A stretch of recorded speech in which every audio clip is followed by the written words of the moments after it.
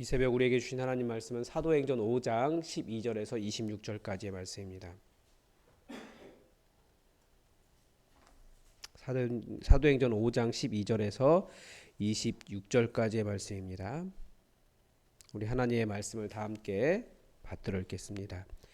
사도들의 손을 통하여 민간의 표적과 기사가 많이 일어나매 믿는 사람이 다 마음을 같이하여 솔로몬 행각에 모이고 그 나머지는 감히 그들과 상종하는 사람이 없으나 백성이 칭송하더라. 믿고 주께 나아오는 자가 더 많으니 남녀의 큰 무리더라. 심지어 병든 사람을 메고 거리에 나가 침대와 요 위에 누이고 베드로가 지날 때에 혹 그의 그림자라도 누구에게 덮일까 바라고 예루살렘 부근에 수많은 사람들도 모여 병든 사람과 더러운 귀신에게 괴로움을 받는 사람을 데리고 와서 다 나음을 얻으니라.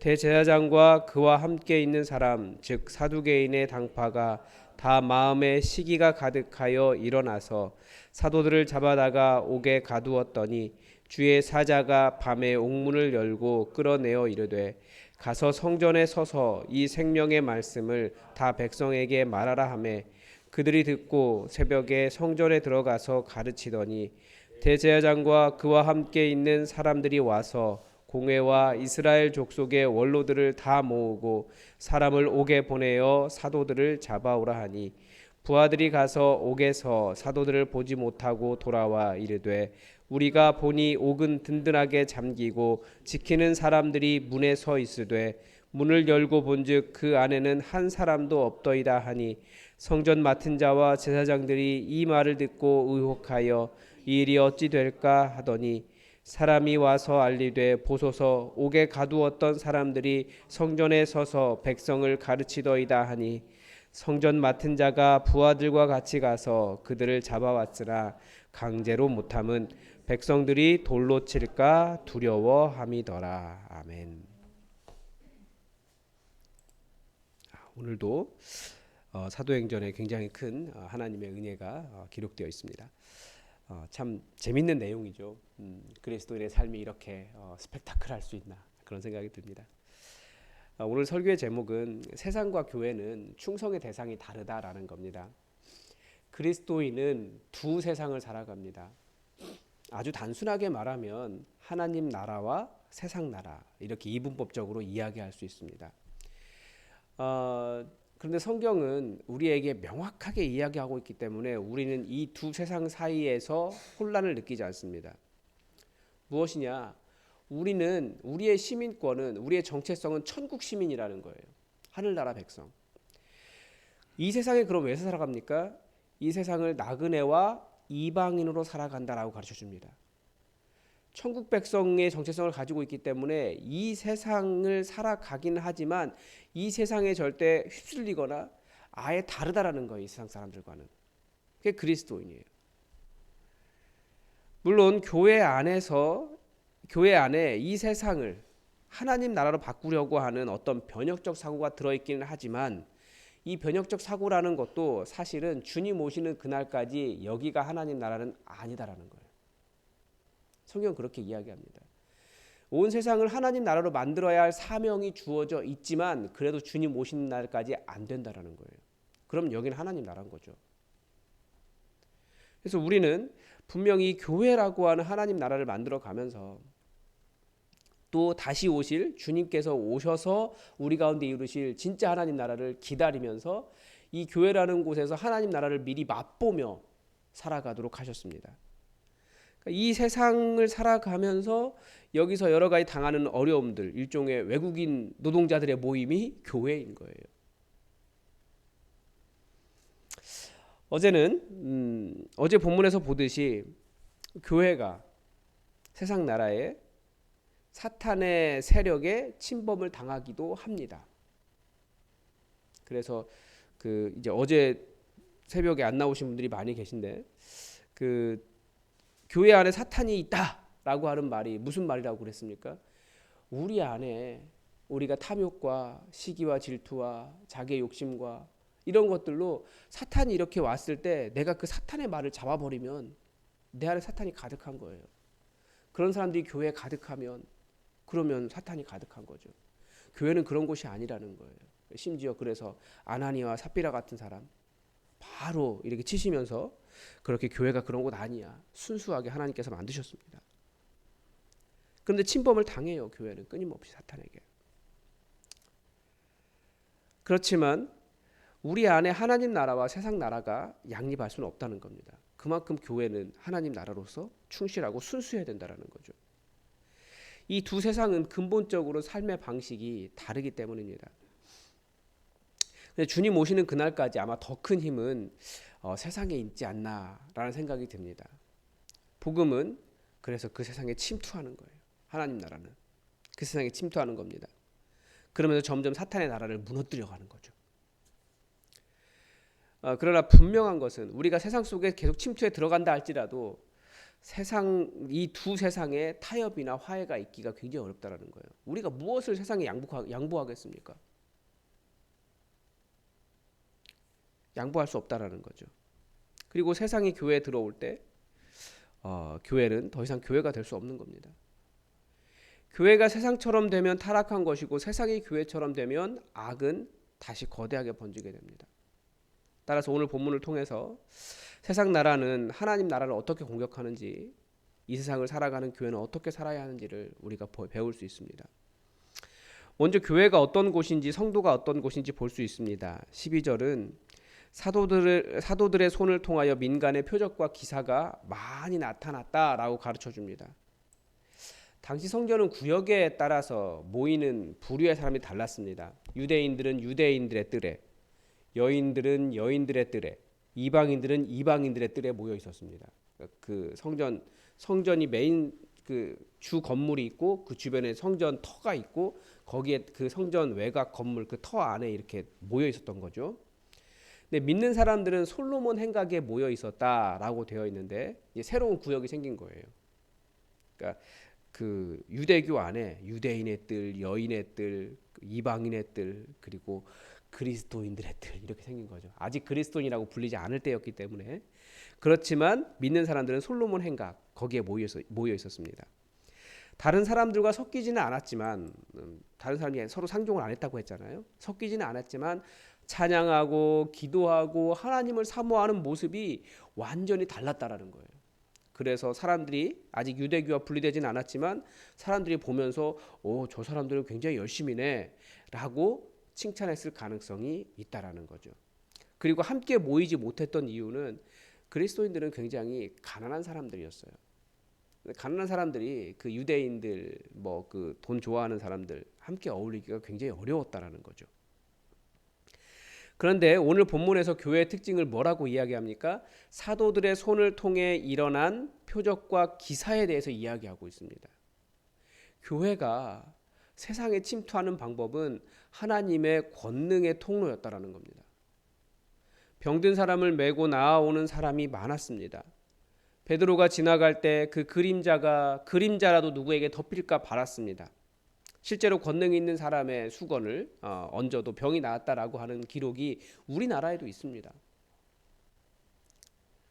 예루살렘뿐 아니라 예루살렘 부근의 수많은 사람들이 병든 사람, 귀신 들린 사람, 삶이 고통 가운데 있는 수많은 사람들을 데리고 나왔다라는 것을 그리고 데리고 나왔을 때 다 나음을 얻었습니다. 교회 이외에 다른 어떤 곳으로도 이런 권능이 나갈 수가 없습니다. 교회만 할 수 있는 일이에요. 하나님과 다 있기 때문에. 이런 것을 보면 우리는 저는 교회 지도자로서 큰 책임감을 느낍니다. 성도들이 목사는 다 베드로와 같은 줄 알아서 베드로와 같은 줄 안다라고 하는 것도 곤란하긴 하지만 베드로는 동시에 굉장히 다양한 성격을 가지고 있어요. 굉장히 무능하면서도 권능 있는 사람이었어요. 물론 저에게는 모든 걸 다 요구하시지만 그렇지만 저도 차라리 몇 가지 못하고 베드로처럼 권능 있는 사람이 그런 지도자가 되기를 기도하고 있습니다. 그러니까 성령의 충만한 베드로와 같이 되어야 한다라는 생각을 버릴 수가 없는 거예요. 근데 교회 지도자는 그런 마음이 있어야 돼요. 그런 것 같습니다.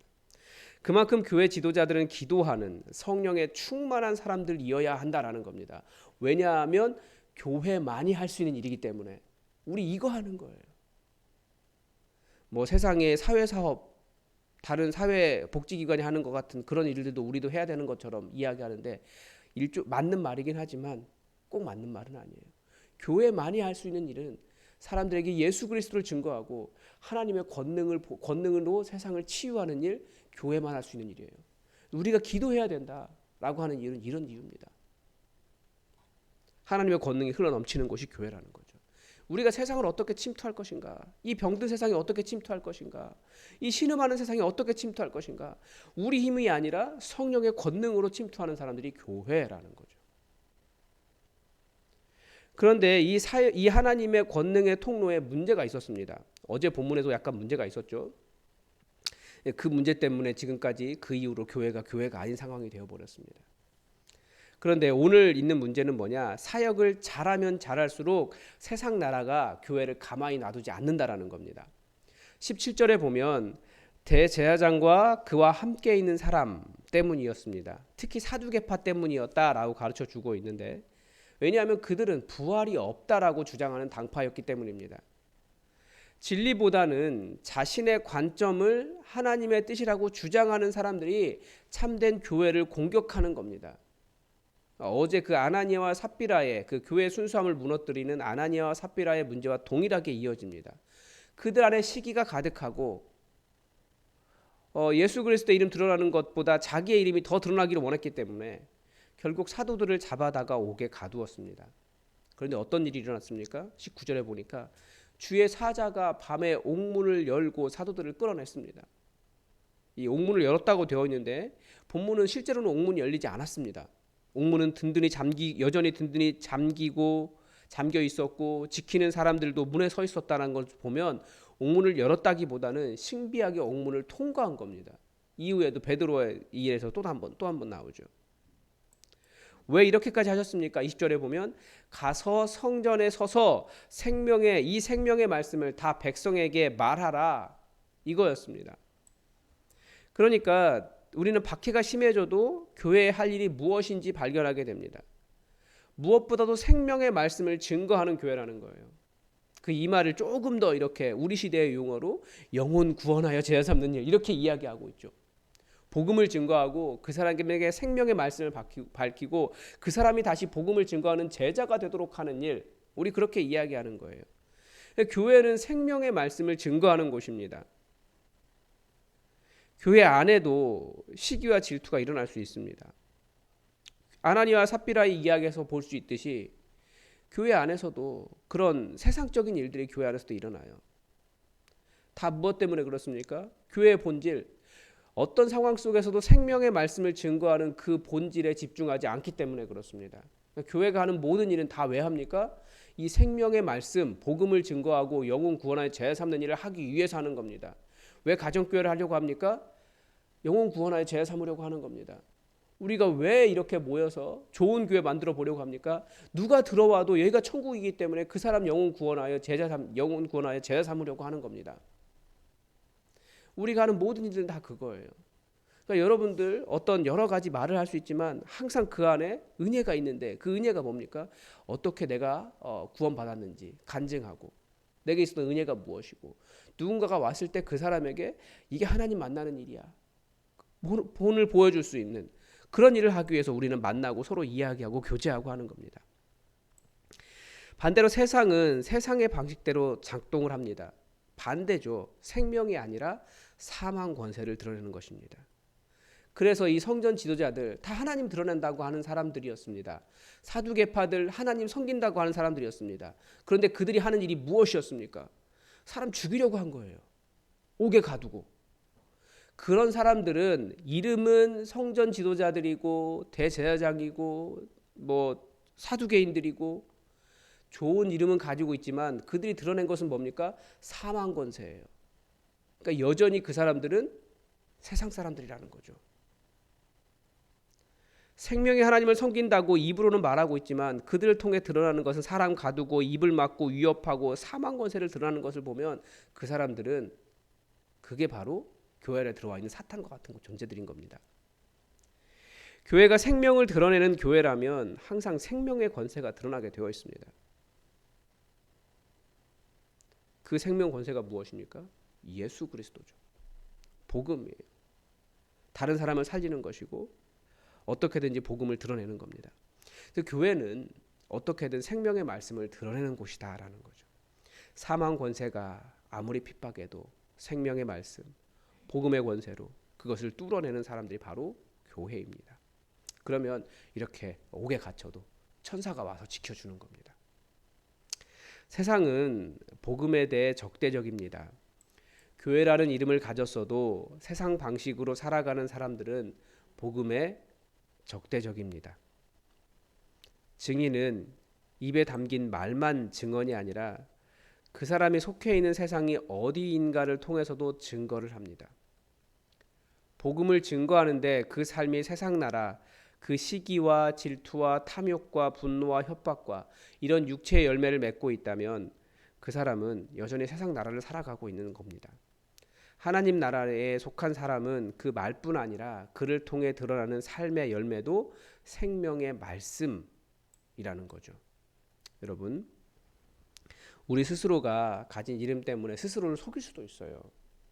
그러나 우리가 정말 교회의 본질, 교회만이 할 수 있는 이 하나님 나라의 권능, 하나님 나라의 말씀이 드러나는 그런 삶이 될 때까지 우리 복음의 본질에 집중하고 내가 세상 나라에 물들지 않고 어떻게든지 사명을 감당하는 그런 그리스도인, 그런 교회가 우리 되었으면 좋겠습니다. 우리 함께 하나님의 뜻이 우리에게 이루어지기를 기도하겠습니다.